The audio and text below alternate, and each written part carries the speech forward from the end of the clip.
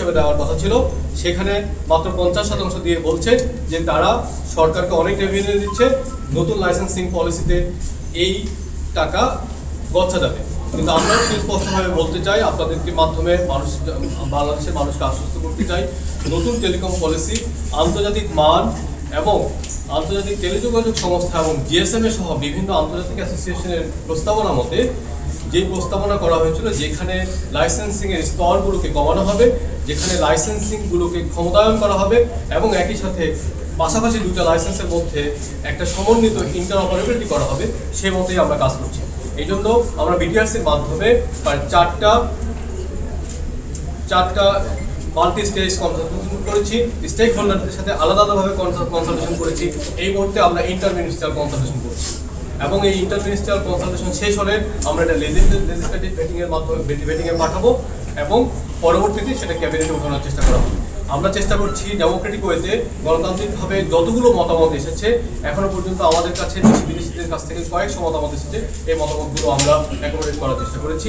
সম্প্রতি একটি রাজনৈতিক দল আমাদেরকে একটি সংবাদ সম্মেলন করে কিছু পরামর্শ দিয়েছেন, আমরা সেগুলো আমলে নেওয়ার চেষ্টা করেছি। অর্থাৎ আমরা চাই যেই লাইসেন্সিং স্টেজগুলো বর্তমানে ভ্যালুয়েট করছে না বা অতি সামান্য ভ্যালুয়েট করছে, আমরা সেগুলোকে ডিরেগুলেট করে দিচ্ছি যাতে লাইসেন্সিং ব্যবস্থা সহজ হয়। এখন আমরা কেন এই কাজটা করছি? এই কাজটা এই জন্য করছি, বাংলাদেশে টেলিযোগাযোগের যে সেবা, এই সেবার মান কম এবং দাম বেশি।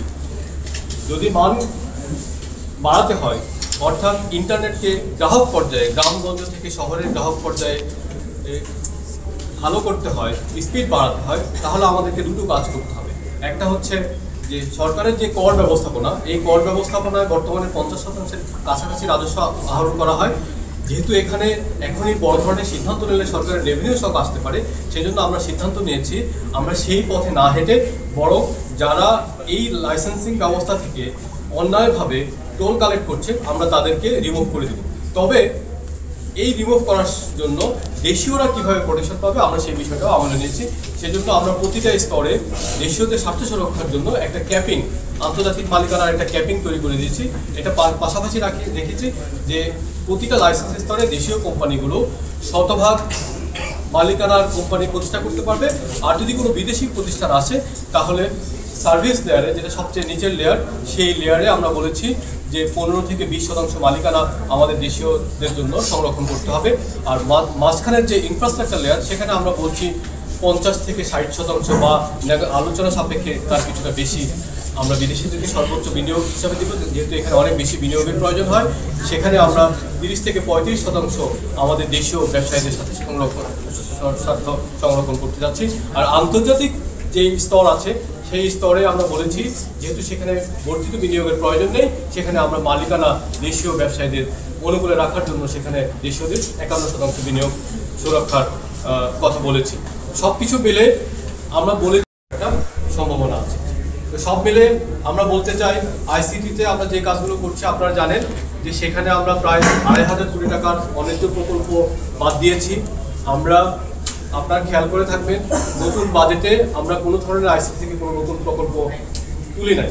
এই জন্য তুলে নাই, একনেক মিটিংয়ে, এনএসি মিটিংয়ে আমি স্যারকে বলেছি যে স্যার, যেহেতু এখানে অনেক দুর্নীতি হয়েছে, 20টার মতো প্রজেক্ট আইসিটিতে আছে, 6টার মতো প্রজেক্ট পোস্ট এবং টেলিকমে আছে, আমি চাই এই প্রকল্পগুলোকে অপটিমাইজ করতে, অর্থাৎ এখানে একটা শৃঙ্খলা নিয়ে আসতে। এটা যখন শেষ হবে তখন আমরা নতুন প্রজেক্ট তুলব, সেটা দক্ষতা কেন্দ্রিক, দক্ষতা ট্রেনিং এবং দক্ষতা কেন্দ্রিক বিষয় হতে পারে। তবে আমরা আমাদের মন্ত্রণালয়ের সবাই মিলে আমরা চাচ্ছি যে বিদ্যমান যে স্পেসিফিকেশনগুলো আছে, সেখানে আমরা অনেক ভুল পেয়েছি।